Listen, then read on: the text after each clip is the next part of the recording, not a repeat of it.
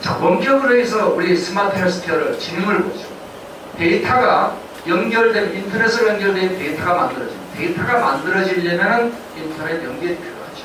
그렇지만 만들어진 데이터가 구조화되면 인공지능이 됩니다. 그래서 이 지능 의료가 이제 두 번째 진화 단계가 되죠. 연결성과 전문성의 이 지능 의료는 사람과 똑같이 오감을 통해서 데이터를 수집하고 대뇌 피질에 저장하고 우리 전두엽이 분석하고 최적화하는 이 일련의 과정을 스마트 헬스케어는 그대로 따라합니다. 그래서 이러한 과정을 통해서 오감, 대뇌, 행동 학습인데 퍼셉션, 코그니션, 매니플레이션, 매니지먼트이죠. 각각을 놓고 보면 진단, 치료, 수술, 치료, 관리 교육입니다. 진단, 진료, 수술, 치료, 관리 교육. 이 네 가지에 걸쳐서 진단은 영상 진단을 할 수도 있고, 대화를 할 수도 있고, 상하 데이터 수집할 수도 있고, 진료는 진료, 병원 관리, 장비 관리, 수술은 로봇 수술하거나 간호하거나 집에서 재활하거나, 관리도 우리가 보험 관리 시작 개발까지 할 수 있죠.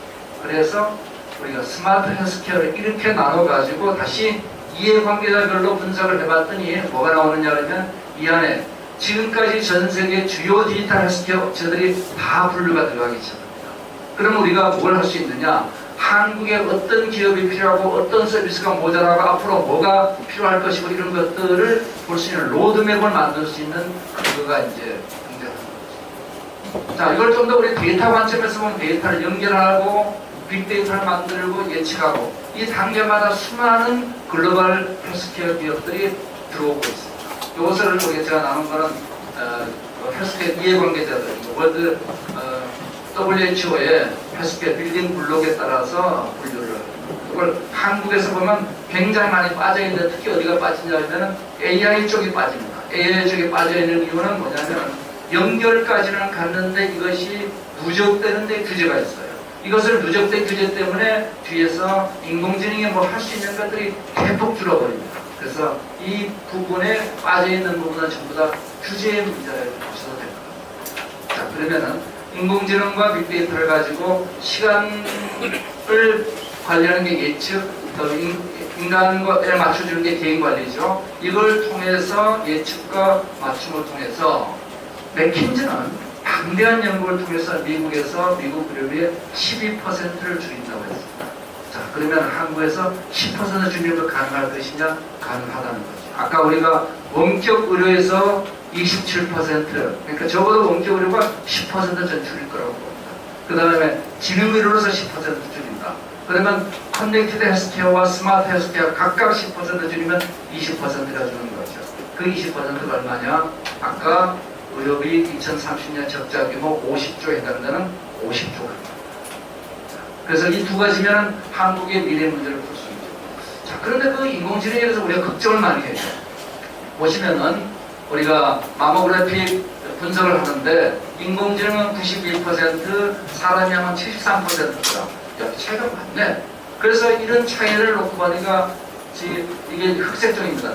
병리학자가 3.5%, 인공지능 2.59%의 오차를 가집니다. 이게 MIT의 인공지능 연구소의 다니엘 로스 박사의 발표입니다.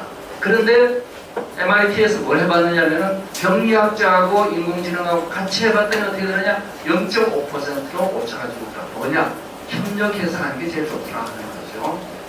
자, 그래서 인공지능을 통해서 많은 인공지능 플랫폼이 있고 인공지능 플랫폼을 통해서 수많은 인공지능 확산들이 이루어집니다. 자, 그러면 인공지능이 확산되면 양극화가 이루어질 것이냐 아닐 것이냐? 네, 그 답은 민주화가 이루어집니다. IBM 왓슨이 전 세계에 이 서비스를 함으로 인해 가지고 의료 취약계층의 의사 부족 문제를 혁신적으로 변화시킬 것으로 전망하고 있다. 이게 루시 프로젝트입니다. 루시는 아시다시피 우리 인류의 기원을 얘기하는 이디오피아의 거죠. 자, 그래서 MD 앤더슨의 암 진단과 동일하게 미국과 개도교의 동일한 진단 서비스를 함으로써 전문의료 부족 문제를 해결할 수 있다. 따라서 연결성 부족 문제를 원격 의료로, 전문성 부족 문제를 스마트 헬스케어로, 커넥티드 헬스케어와 스마트 헬스케어가 두 가지 문제를 해결하죠. 자, 그것만 해결하는 게 아닙니다. 의료 인력이 근본적으로 변한다는 겁니다. 자, 이제는 인공지능이 등장했습니다. 자, 인공지능이 등장하고 에듀텍이 등장했어요. 그러면 의료교육이 왜 지금 그렇게 의료가 세분화됐느냐? 수많은 과가 있는데 제가 어디 하나 아파서 가면 몇 개 과를 가가지고 뭐 상담할 때도 많이 있습니다. 왜 이 문제가 이렇게 되느냐? 워낙 의료가 복잡하고 어려운 지식이 많다 보니까 그걸 특정인이 다 공부할 수 없다 보니까 생긴 문제죠. 그러면 대안이 없느냐? 대안이 그 땅에 없으니까 자꾸 쪼갰습니다. 그래서 분리를 했어요. 근데 이제 대안이 등장했습니다. 그런 지식은 인공지능이 다 지원해 줄 수 있어요. 그러면 이제 인간은 다시 종합주치의 시대로 돌아간다는 거죠. 그래서 이 종합주치의 교육이 된다 하는 것이 바로 전문의 시대에서 종합주치의 시대로 가고 여기에 환자 중심의 통합의료로 의료교육은 다시 돌아가야 된다. 그래서 이런 환자 중심의 의료교육을 하면서 지식의 습입에서 이제는 지식의 활용으로 돌아가게 되죠. 커넥티드 헬스케어와 스마트 헬스케어가 바로 합쳐져서 디지털 헬스케어를 구성하게 된다. 제가 오늘 우선 기술에 대해서 디지털 헬스케어에 던지는 얘기입니다. 자, 그러면 커넥티드 헬스케어가 연결을 통해서 병원은 현실과 가상을 연결한 서비스 최적화를, 개인은 라이프로그 기반의 건강관리를, 보험은 보험 사기, 그 다음 의약품은 포트폴리오 구성을 하고, 스마트 헬스케어의 맞춤과 예측을 통해서 맞춤으로 종합주치의화를 하고 실시간 모니터링을 하고 개인 보험은 목표 달성도에 따라서 뭐 해줄 수 있고 예측도 마찬가지로 분야별로 우리가 디지털 헬스케어가 각각 병원, 개인, 보험, 의약품에 대해서 어떤 영향을 미칠 수 있는가 알아볼 수가 있겠죠. 자, 그런 기술적인 문제에 국한되지 않습니다. 또 어디까지 우리가 가야 되느냐? 이 4차 산업혁명에서 집단지능이 이제 발현되기 시작합니다. 자, 집단지능이 발현되면 과정의 참여와 개방, 참여와 평가, 공유와 개방이 만들어집니다. 건강기록, 환자 건강 병원 정보, 임상 정보 이런 거 족닥이나 굿닥, 한국의 굿닥, 우리 동네 병원, 컨테, MD, 인스파이 이런 데서 하면서 뭐가 달라지느냐? 지금까지 의료의 가장 큰 문제였던 신뢰제의 문제, 즉 정보의 비대칭과 협상력의 문제가 해결의 기미를 보이기 시작합니다. 디지털 헬스케어의 확산이라는 것은 의료를 합리화시키는 결정적인 전기를 만들어주기 시작합니다. 제도적 신뢰가 됩니다. 자, 그래서 지금 의료비가 초증가하는, 노인 의료비가 초증가하는 연 30%, 65세 이상의 의료 비용이 불건강 수명 때문에 65세 이하보다 3배가 지금 더 들어갑니다.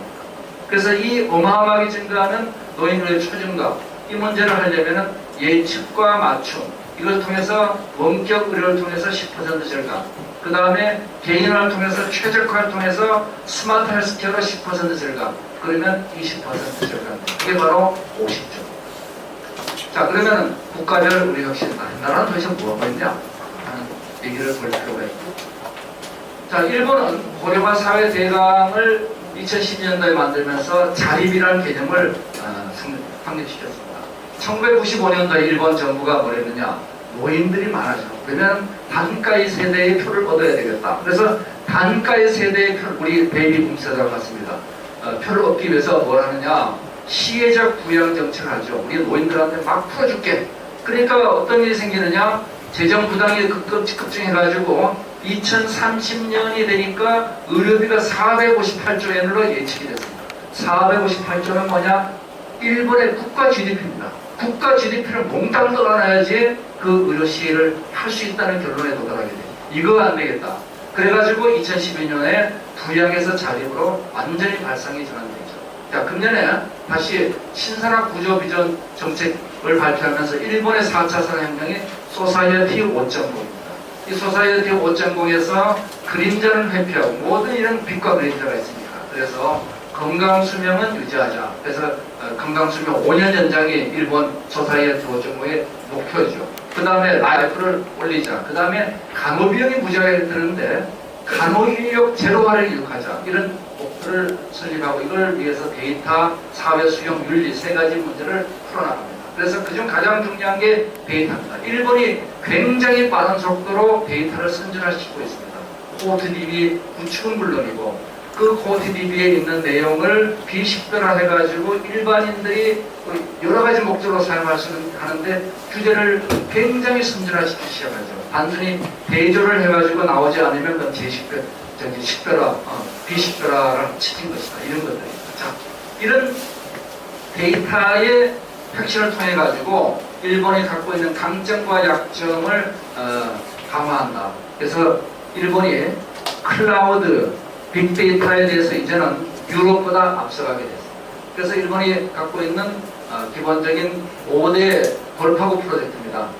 PHR 서비스를 확립하자, 그다음 IoT 서비스, 이거는 원격 의료죠. 네, 생활의 원격 의료입니다. 이거는 후쿠시마 그 원전처가 생긴 거고, 그다음 간호, 인공지능에 의한 간호와 간호 로봇, 이게 이제 굉장히 중요한 포인트가 있죠. 그래서 가벼운 린 헬스케어를 만들고 라이프를 디자인해서 일본이 전 세계 고령화 선진국이 돼서 글로벌 헬스 리더가 됩니다. 우리보다 훨씬 젊은 나라. 그러면 중국은 도대체 뭐 하고 있느냐? 중국도 2013년도에 IoT와 양로를 결합한 스마트 실버 프로젝트를 시작을 하죠. 그래서 라오니성부터 주요 성들이 이 시범 사업을 하고, 대표적인 예가 북경에서 하고 있는 요 스마트 실버 프로젝트입니다. 여기서 보면 방송, 건강 체크 이거 다 합니다. 자, 이렇게 하고 미국 또한 오바마 케어를 통해서 이제 비용을 줄이고 있죠. 자, 전국 코트DB를 만들고 그동안 낙후되었던 미국의 EMR 보급률을 끌어올리고, 그 이제 미인풀 뉴스니까.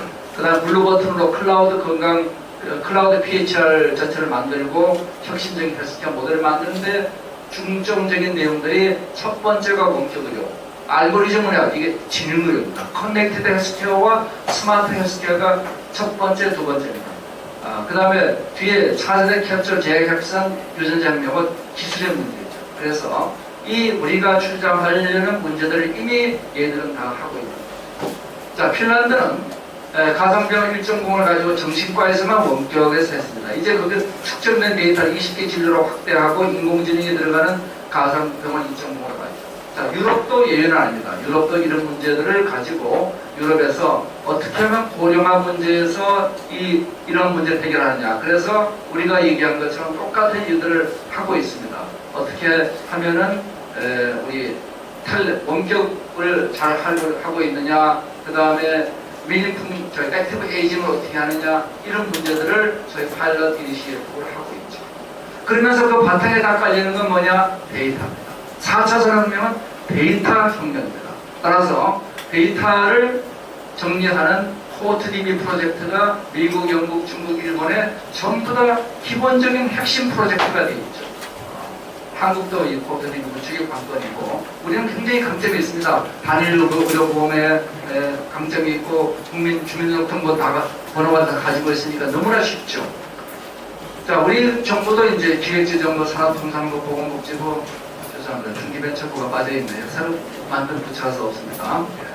그 다음에 정밀의료 개발하겠다고 돼 있는데, 이제 금년에도 이제 문재인 케어 발표를 했습니다. 보면은 건강보험 안전급여제를 하고, 그 다음에 그건 비기별의 급여화죠. 문제는 핵심은 이거죠. 의료비 적자이고 어떻게 대안이 있느냐. 지금도 그대로 가도 2030년 50조 적자인데, 이것을 이 문케어를 통하면 저희들이 계산한 건 100조 적자로 갑니다. 이거 어떻게 감당하냐. 답이 있어요. 자, 그래서 우리 미래 전략이 있어야 됩니다. 아까 말씀드린 수요와 공급 양쪽 측면에서 이 4차 산업혁명의 패러다임을 가지고 문제를 풀어보자. 그래서 기술 시장에서 우선 기술 문제를 보면은 4차 산업혁명은 현실과 가상을 1대1 되는 시기입니다. 왜? 현실 세계는 우리 마음대로 최적화를 못해요. 그것을 현실을 데이터화시켜서 가상 세계로 만들어내면 최적화할 수 있죠. 마침 우리 신수진 씨 사진을 찍어서 올려놓고 그거를 포샵하는 것이 뭐예요. 근데 사람을 갑자기 눈 키우고 코 높이고 이건 불가능한 거죠. 맞죠? 네. 자, 그래서 저희들이 얘기하는 게 현실에서 데이터를 얻어가지고 가상세계에 클라우드에 저장하고 이걸 인공지능에 분석해서 최적화한다. 이것이 우리가 기술적으로 4차 산업혁명 헬스케어가 풀어갈 모델이고, 여기에 기술로 제공한 게 데이터를 수집하기 위해서 현실 가상 수집하기 위해서 6개의 기술. 그래서 수집한 데이터를 최적화시켜서 현실로 갖고 나온 6개의 기술. 그래서 이 디지털화 기술과 아날로그화 기술이 현실을 가상으로, 가상을 현실로 보내고 가상 세계에서는 인공지능이 최적화한다. 이게 바로 4차 산업혁명 모델입니다. 바로 이렇게 되어 있죠. 지금 많은 사람들이 요 디지털 트랜스폼 기술이 4차 산업혁명이라고 착각을 합니다. 4차 산업혁명은 디지털 트랜스폼 기술을 통해서 인공지능이 최적화를 하고 결과를 다시 애널로그 트랜스포메이션 하는 이 3단계로 구성이 되는 거죠. 자, 그러면 여기서 디지털 트랜스폼 기술로 인해서 만들어질 수 있는 수많은 우리가 사업들이 등장하고 있습니다. 이 사업들 하나하나 제가 설명은 다 안 드리겠지만 포지션 헬스, 메드네이브 전부 다 이런 회사들이 이 기술들을 가지고 사업들을 하고 있죠. 자, 반대로 애널로그 트랜스포메이션 기술 가지고 3D 프린팅, 그다음 가우스 서지컬 수많은 기업들이 또 이런 일들을 하고 있습니다. 그러면은 기술과 사업들이 어떻게 연관되어 있는가를 볼 수 있고 이 기업들에 대한 자세한 설명은 그 보고서 안에 들어 있습니다. 자, 그러면 결국 인공지능을 중심으로 수많은 사업들이 저희 만들어지고 있죠. 자, 그 사례들을 제가 간단히 설명을 드립니다. 원격 의료 사례들, 이제는 그 원격 의료가 단순히 원격에서 하는 게 아니라 스킨 비전 같은 경우는 원격에서 해서 인공지능이 판단을 해줍니다. 자, 그래서 덱스콘 같은 경우는 혈당 관리해주고, 그 다음에 우리 한국의 알렉스, 복합응복하죠? 프리노, 이게 인공지능 가지고 혈압 측정하는 건데 한국의 규제 때문에 미국으로 도망가는 회사죠. 진단 보죠. 아주 유명한 회사 MDT. 이미 영상 진단은 인공지능이 인간을 넘어선 지 오래죠. 사람이 사람을 인식하는 확률이 96.5%, 인공지능이 99.6%. 그리고 환자 관리하는 수많은 약 복용하는 것부터 시작해서 많은 회사들. 증강 가상 현상을 해가지고 인공지능. 그리고 3D 프린팅은 말할 것도 없고 유전자 맞춤 치료. 그리고 플랫폼 사업들, 인공지능 활용들, 요거는 루닛하고 코리아가 같이 했던 궤도국의 혈액 인공지능 진단하는 세계 최고의 솔루션이죠. 그 다음에 이런 그 데이터 활용에 있어서 모두 이것을 데이터 활용과 균형의 보호의 균형을 어떻게 맞출 거냐. 그게 답이 바로 블록체인입니다. 블록체인을 통해서 보호와 활용의 균형을 맞추죠. 그래서 활용을 할 수 있때 완전히 보호될 수 있게 하는 이 블록체인으로 EMR, 그 다음 헬스 인증 서비스, 헬스 리서치 공유, 의료 공부에 이런 게 다 뒷받침되고 있습니다. 끝이 아닙니다. 표준과 규제, 거버넌스 문제를 더 다루겠습니다. 자, 표준과 규제 문제를 놓고 보면은 한국의 병원들은 지금 5년 암생존율이 미국보다 높습니다. 한국은 최고 수준의 의료를 자랑하죠. 특히 분당서울대병원이 그렇습니다. 자, 그런데 문제는 뭐냐? 병원 간 EMR 보급률 92%의 대한민국의 병원 간 정보 보안율은 8%인데 EMR 보급률 88%의 미국은 40%에 해당합니다. 차이가 뭐냐? 우리는 표준을 안 지키고 있습니다. 자, 수많은 표준들. 여기 있는 표준들을 우리는 안 지키고 있습니다. 그래서 이 표준을 우선 지키는 게 중요하고 독일의 사례를 보면 특허보다 표준이 국가 발전에 더 중요하다. 자, 미국은 이제 또 이런 의료에 있어서 품목 허가에 대해서 굉장히 전향적이죠. 자, 세상은 바뀌는데 FDA는 안 바뀌고 있다. 그래서 기존 FDA를 실제 산업에 적용하는 방법을 확정하겠다. 그리고 그 핵심이 뭐냐면 이제는 제품을 인증하는 게 아니라 디벨로퍼, 회사를 인증하겠다. 회사가 인증되면 그들에 대해서 개발사 인증을 하고 프리서티파이를 하고 그럼 굉장히 빨라지지 않겠느냐. 우리는 심지어는 품목 조금만 바꾸는 것도 전부 다 다시 재허가를 받아야 되는데 이거는 회사를 인정해서 피트 컴퓨터가 하는 거라면은 우리는 정부에서는 알아서 해라. 그렇지만 프리서티파이 주고 나중에 문제가 생기면 다치겠죠. 자, 이렇게 가는 거죠. 자, 이래서 이제 더 중요한 건 growing our expertise, 전문성을 확대한다. 이 FDA가 최고가 아니다 이거예요. 그래서 외부 전문가들을 활용한 CDRH를 확대하죠. 그래서 외부의 전문가들을 최대한 활용하죠. 우리가 최고가 아니죠. 자, 한국은 클라우드, 빅데이터, 의료기기 규제 개선할 게 많아도 너무나 많습니다. 클라우드, 빅데이터, 의료기기 규제 세 가지 규제 안 하면 우리가 4차 산업혁명 앞에 문제 해결 못해요. 예를 들어서 지금 전 세계 OECD 국가의 클라우드 트래픽의 86%예요. 한국은 얼마냐? 1.4%입니다. 가장 낮은 나라입니다. 이게 다 규제 때문에 생긴 겁니다. 정보관리 규제가 호관 로벨라이트로 제일 우리가 심한 나라입니다. 이걸 위해서 우리가 수많은 규제 계획을 해야 되죠. 자, 이해관계자 거버넌스 문제는 디지털 스퀘어를 들어가면서 수많은 거버넌스 문제 해결이 생깁니다. 지금까지 우리는 산업 의료보다는 복지 의료, 전 세계가 그래요. 의료는 기본적으로 복지, 제도로 갔죠. 그래서 미국이 일로 가고, 영국이 일로 가고, 우리는 일로 갔는데, 이게 이제 어디로 가느냐 하면, 디지털 헬스케어에 의해서 산업 의료가 커지기 시작합니다. 왜? 바로 신뢰제가 만들어지기, 신뢰제를 벗어나는 거죠. 평판이 만들어지고 데이터가 축적되면서 사람들이 압니다. 페이션트 라이크 미가 등장하면서 저 의료기관 어떻더라 이런 걸 다 공유를 하게 되죠. 그래서 정보 비대칭과 비대칭에 의한 고비용화 문제가 바로 디지털 헬스케어로 되면서 효율적인 의료가 등장합니다. 그리고 IBM 왓슨이나 페이션트 라이크 미 같은 게 등장하면서 코트디비와 더불어서 정보 비대칭과 그 다음에 동시에 뭘 해결하냐면 협상력의 부균형을 해결합니다. 이러한 그 예로서 제가 2002년도에 당뇨폰을 개발하면서 한 얘기예요.